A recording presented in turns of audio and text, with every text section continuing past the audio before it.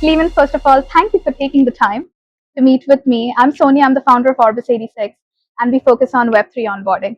And it's an absolute pleasure having you here with us. And I would especially love to ask you some questions for the Hedera community. Oh, sure. I enjoy talking with you. Thanks. Thank you.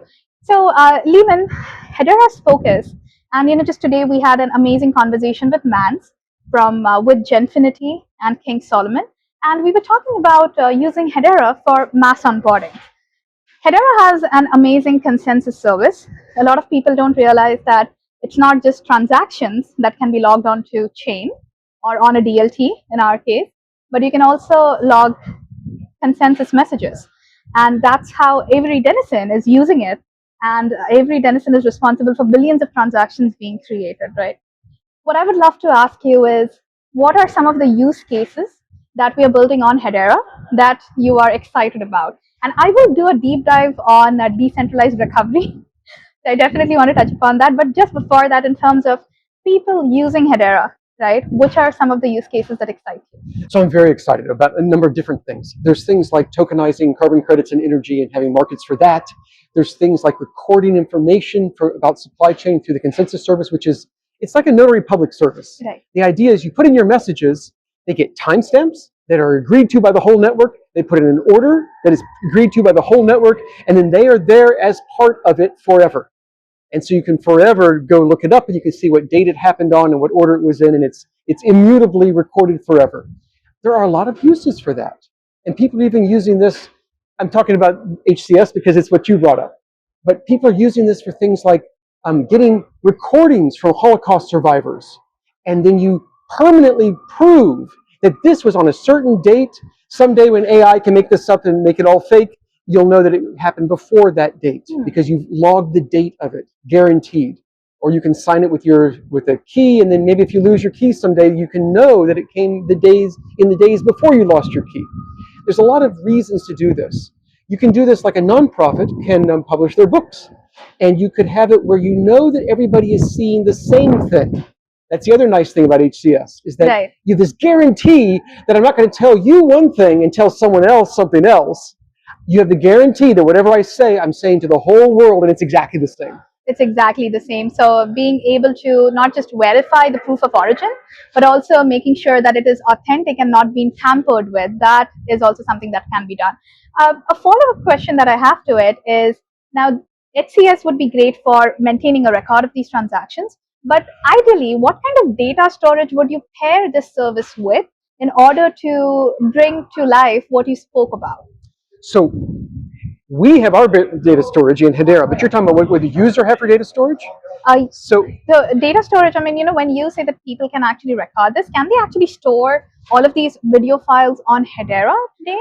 So, what they would store is a hash of the video file with a digital signature on the hash. That's probably what you would do. I mean, it'd be expensive and slow to put a whole video file through. That's right. So then you're right. You have to store the video file somewhere. But this is all the normal mass storage ways of storing data.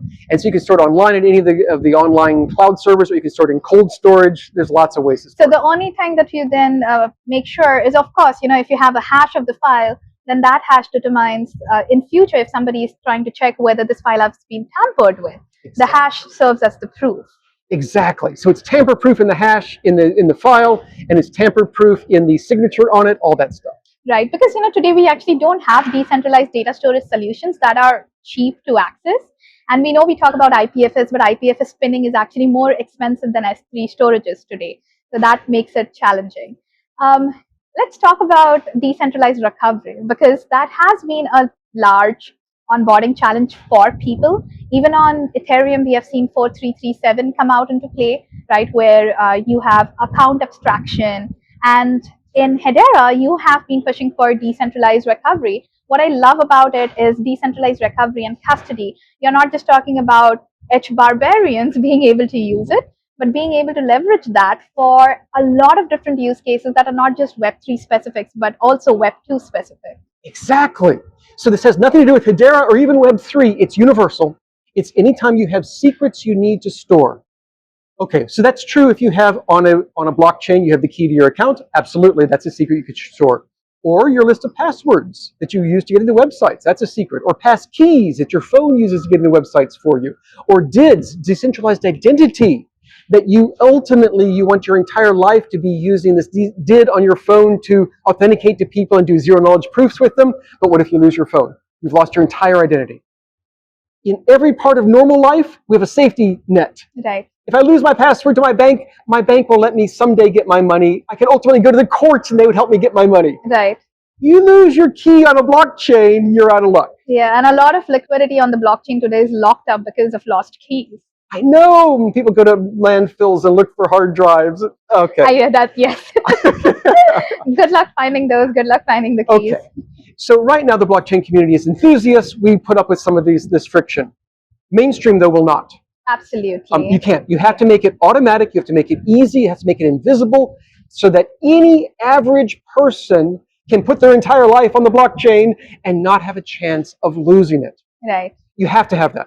Especially since we are pushing for the adoption of blockchain to actually store things like your credentials, right? So imagine tomorrow if my driver's license is completely digitized and it's a DID, but I lose my key and now I don't have access to it. So what happens, right? You have to go through the whole process again. And in countries like United States, it might actually be even easier because systems are in place.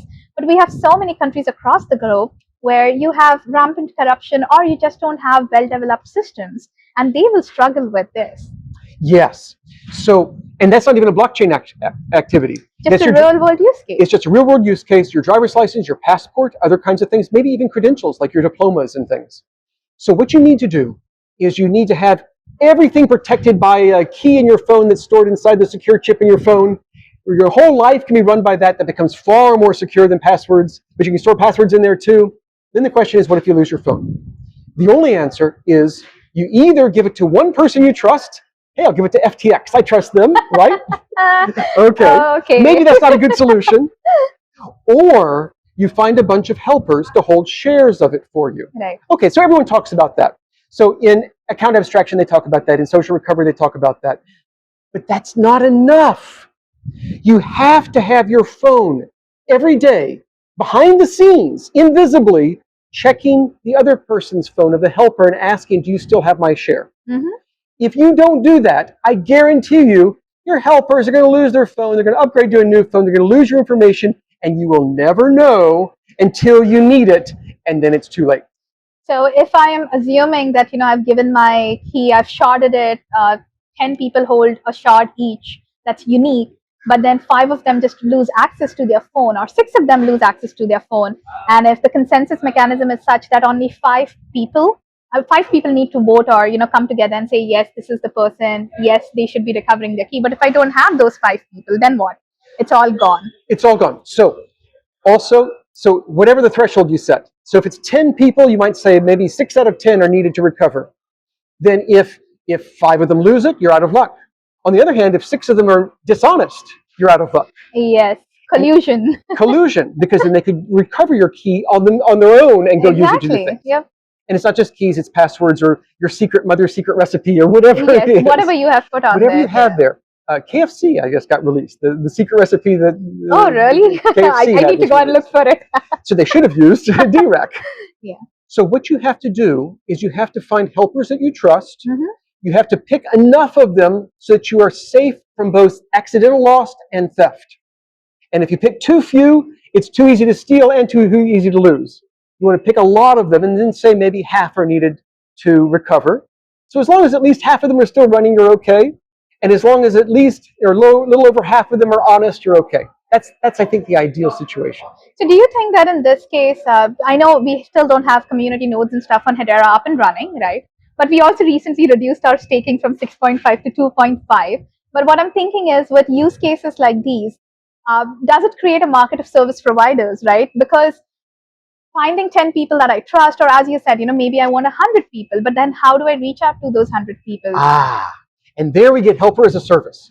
So you can use your friends. We even have a demo where you just take your phone, it looks at their phone, they connect to each other. It's just all magic. But if you don't trust your friends, and you don't trust your family, especially the ones who ask me for money. If you really don't trust your friends and your family, then what you could do is helper as a service.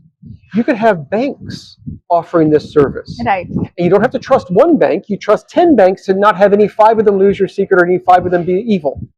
Or you trust lawyers, or you trust services that are already providing you financial services, legal services, medical services. That you anyway trust. That you already trust. Right. And then you get 10 of those. And even better, the way DREC is set up, it's totally private. I'm talking about it in 15 minutes. It's totally private. They don't know who your other helpers are. Right. Even if they're malicious, they don't know who to go collude with. So that makes sense. So I know you have to run, so we'll just ask last 2 questions and then we are done. One question that I have for you is, in the Hedera community, right? Like, we have a lot of people that we talk to every day, and people are very enthusiastic and passionate about Hedera.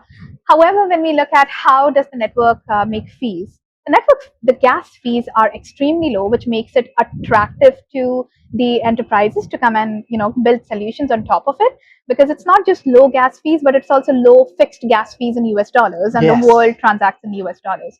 But it also means that even for 1 billion transactions, you're probably just collecting lesser than maybe $500 or $600 in fees, especially if it's just like a topic submission that every denizen is using it for. So how will we get that going? Because Hedera is obviously primed to support hundreds of thousands of transactions per second. So what are some of the use cases that Hedera is working on so we can have that transaction volume coming in? Oh, I'm so excited about this. So we have currently throttled it down to 10,000 a second. Right. Even if we only had 10,000 a second, the economics work out beautifully. Everything works out beautifully. If at our super low prices, at 10,000 a second, it's all great. It is great. So then the question is, will we get 10,000 per second? Well, we have one user doing 1,000 a second right now. And we have a lot in the pipeline that want to do a lot more. We think we're going to get to 10,000. We do not think this is a problem. If you look at the pipeline and you have all these customers wanting to do a lot of transactions, we have people creating new accounts right now really fast. And they have all sorts of use cases where all of their customers will have accounts and be doing things and doing transactions. We have people building these into games that may have very high transaction rates. We have uses of HCS to record all sorts of things, very high transaction rates. We think that we're going to get a huge amount. And by the way, I said everything works out well economically if we have 10,000 HCS per second. It also works out well if we have 1,000 of token transfers per second. Right. And so we're seeing all of these things in the pipeline that are bringing real-world applications with real-world transaction rates. Compared to just one credit card company, it's a tiny, tiny fraction of that we need to be just totally doing well. And so I just got a message. We've reached 19 billion transactions processed. Yeah, that happened just today. We have crossed 19 billion transactions. I love that. And we have Christian. And we have Christian, who's probably here to get me go give my talk. Yes, all right. Thank you, Leemon. But thank you. Thank you so much. Thanks.